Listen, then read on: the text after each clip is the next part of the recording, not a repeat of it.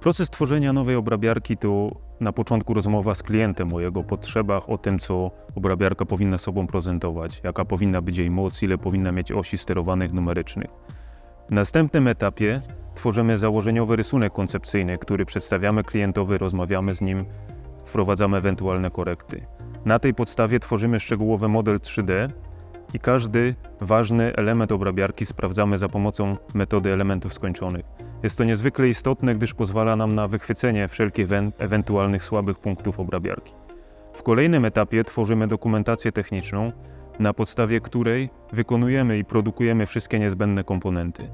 Gdy te wyprodukowane już komponenty trafią do nas jako finalne detale, są montowane przez nas na naszej hali montażowej, a następnie zapraszamy klienta na odbiór obrabiarki. W kolejnym etapie dostarczamy obrabiarkę do klienta, montujemy ją na jego wcześniej przygotowanym fundamencie i wspólnie z klientem cieszymy się z kolejnego zrealizowanego projektu.